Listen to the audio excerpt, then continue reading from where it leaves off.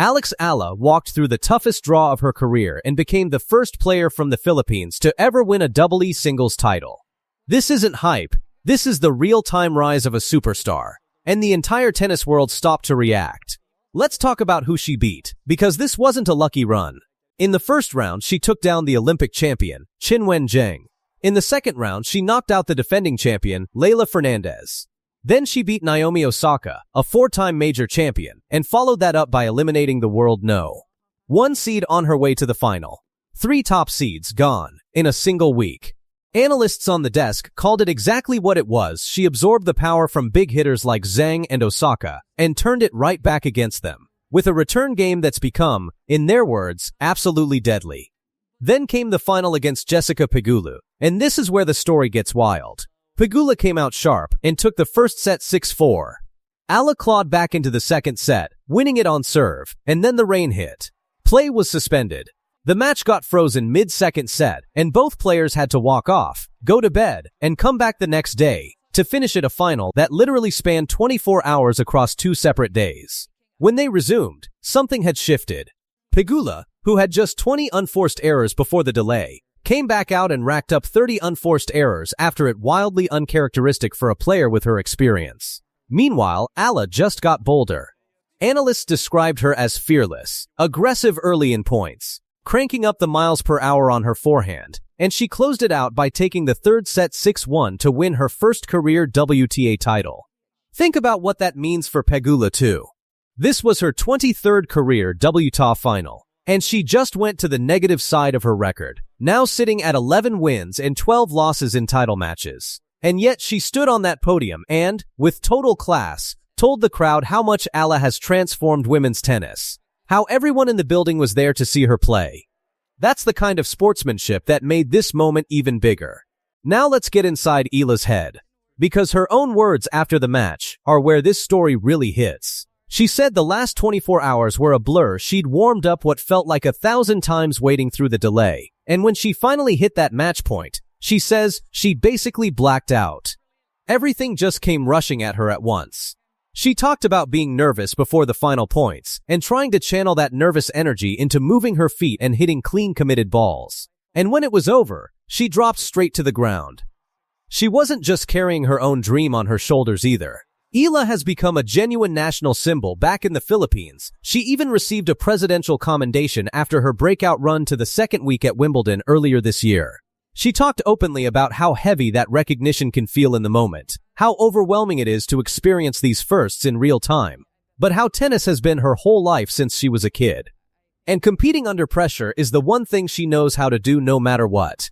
And her fan base is turning into its own storyline. Exactly 1 year ago, Alex Eala wasn't even in the top 50 of women's tennis. She was ranked 65th in the world. Days before that, she lost in the first round of the Canadian Open. Fast forward 12 months, and she's standing on center court in Washington, D.C., holding her first ever WTA trophy, having just beaten the world number 3, Jessica Pegula, in 3 sets. That's not a slow climb. That's an explosion. And today I'm breaking down exactly how it happened, in her own words, in her coach's words, and in the words of the woman who just lost to her. Let's start with the moment nobody expected. Pegula, the runner-up, the top seed who'd barely lost a final all 2026 season, walking up to the mic seconds after defeat and calling Eala an amazing player, not through gritted teeth. She talked about watching Eala grow over the last couple years, about how tough she is to face, and about genuinely enjoying the atmosphere Eala's fans bring to every tournament. That's rival respect, live, unscripted, right after a loss. Then it was Eala's turn. And here's the detail that actually tells you who she is. Her first words as champion weren't about herself. She turned straight to Pegula and thanked her for an amazing week, specifically praising her forehand and backhand, saying she was still learning from her, even in a match she just won. Then came the thank yous: her mom, her dad, her brother, her team, calling them her inner circle, the people who make her feel like she's not carrying this alone. She thanked the tournament for moving the final to a Monday after rain wiped out the original schedule, and she called it memorable instead of a disaster. Then she turned to the crowd, specifically the Filipino community, in D.C. and back home, and said she felt all the love. She even revealed that the night before the final, She got flooded with messages from friends and family scattered across tour, and that alone made her feel like, win or lose, this tournament was already a win. Now here's the number that makes all of this land differently. This win was Eala's 9th career victory over a top 10 player, and her 7th this season alone. She's now the first player from the Philippines ever to win a tour-level title. 1 year ago, she was 65th. This year, she's beaten Naomi Osaka twice plus wins over top-ranked players at Wimbledon and beyond, and she's currently sitting 14th in the WTA finals race. That's the fastest kind of rise this sport produces. Not steady, not predictable, just a switch flipped somewhere in the back half of last season. But here's what actually explains how she held it together during that final. Because it wasn't luck. It rained. Play got suspended, restarted, suspended again.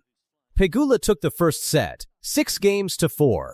Eala was down in the biggest match of her career against a player who almost never blows a lead.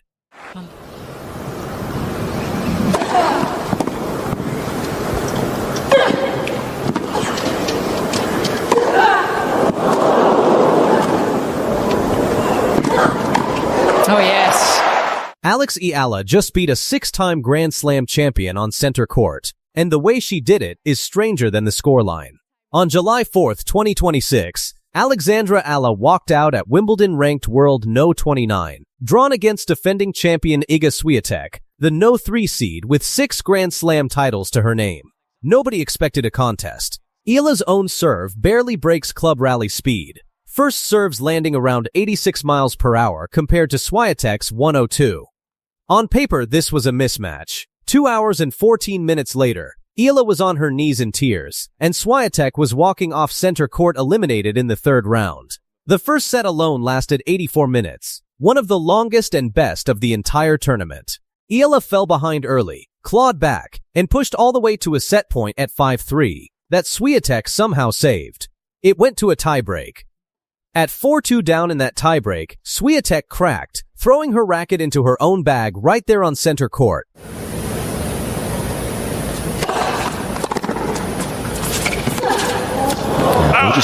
The defending champion visibly losing her composure in front of a full crowd.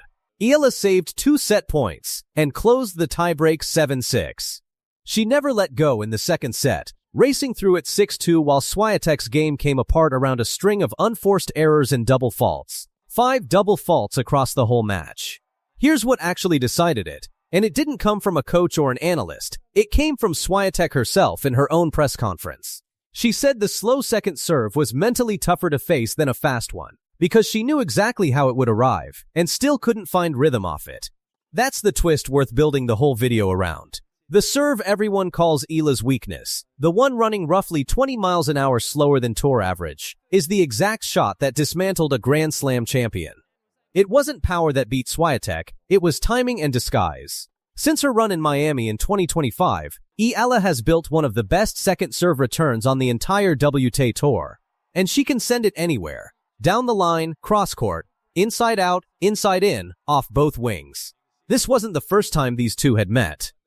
16 months earlier, in Miami, a far less experienced Eala beat Swiatek in straight sets, a result that barely made headlines outside tennis circles at the time. Wimbledon wasn't the surprise, it was the confirmation. And it mattered beyond the scoreboard. Eala became the first Filipina to reach the second week of a Grand Slam, and the first player from the Philippines, period, to get this deep into a major. There's no academy pipeline back home, no prior generation to point to, just Eala, her brother, and her grandfather running drills after school years before anyone outside the Philippines knew her name. On court afterward, still catching her breath, she said the win meant something she could barely put into words, that for someone like Iga,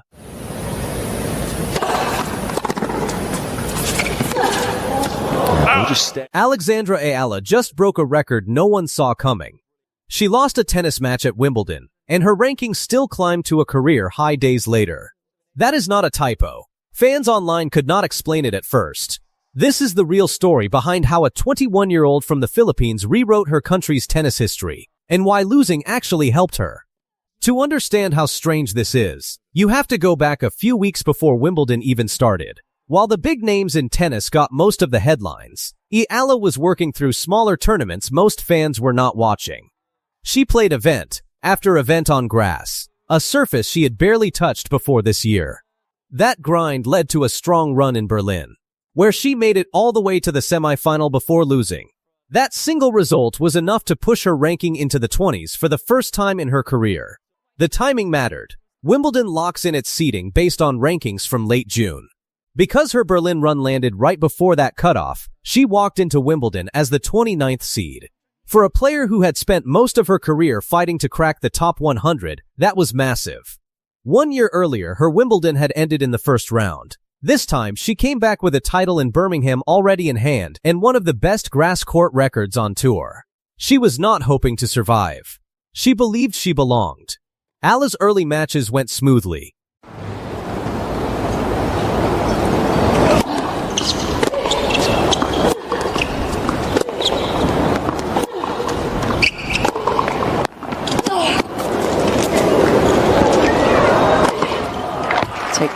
She beat Renata Zarazua to become the first player from the Philippines to win a Wimbledon main draw match. Then she came back from a set down to beat Maya Joint, pushing her into the third round. That set up a matchup nobody expected her to win. Her opponent was Iga Swiatek, the defending Wimbledon champion and the third-ranked player in the world. On paper, this looked like the moment reality caught up with the underdog. The match started on July 4th on center court. The opening set turned into one of the longest and tightest of the tournament, lasting 84 minutes. Both players held their nerve through multiple breakpoints. Eala even served for the set and had a set point, but Swiatek fought it off. The set went to a tiebreak, and this time Eala held on, winning it 7-6. Once she had that first set, something changed. The nerves that could have crept in against a champion of that level simply were not there. She took the second set 6-2, playing with a level of control that overwhelmed her opponent. When the final point landed, the scoreboard read a stunning upset, and center court rose to its feet. That win made Eala the first Filipina in the Open era to reach the second week of Wimbledon. It was also her second career win over Swiatek. She had beaten her once before, back in March 2025 at the Miami Open, when she was a teenage wildcard ranked 140th in the world. After the match, Eala gave an interview that connected with people far beyond the tennis crowd. She spoke about the weight of the moment, about growing up training with her brother and grandfather after school, and about what it meant to represent a country of over 110 million people on one of the biggest stages in the sport. She was in tears, and so were a lot of people watching back home. But the story was not finished. 2 days later, reality asked for a rematch. Eala's next opponent was Jasmine Paolini, a former world number 4 and a Wimbledon finalist the year before. This was a player who had been in these exact high-pressure moments many times. The match went back and forth. Eala won the middle set to force a decider, competing point for point with a much more experienced opponent. In the end, that experience made the difference, and Eala's run ended in 3 tight sets. Here is the part that matters. Nobody walked away from that match thinking Eala had been exposed. If anything, the opposite happened. Paolini spoke warmly afterward about the level of tennis on court.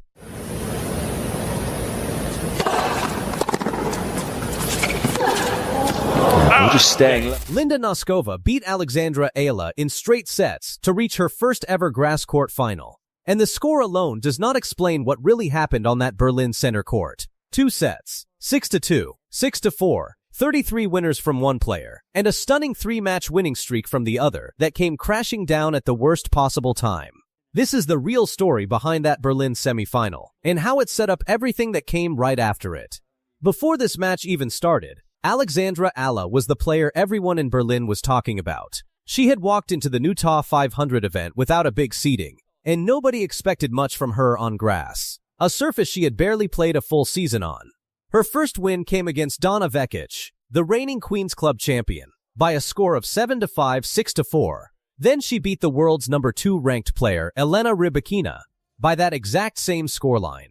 Then she took down world number 6, Elena Svitolina, 6-3, 6-4 to reach the semifinal.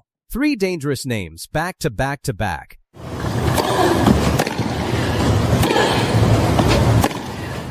And she had not dropped a single set doing it. That is the player Linda Noskova had to face next, and it is exactly why this match mattered so much more than a normal semifinal. Linda Noskova had her own story going into this one. This was her first ever grass court final on the line, Something pointed out directly during the match commentary. She had never made it this far on grass before. And beating Eala here would be the biggest test of her season so far. What almost nobody in the crowd knew yet was that just a few weeks later,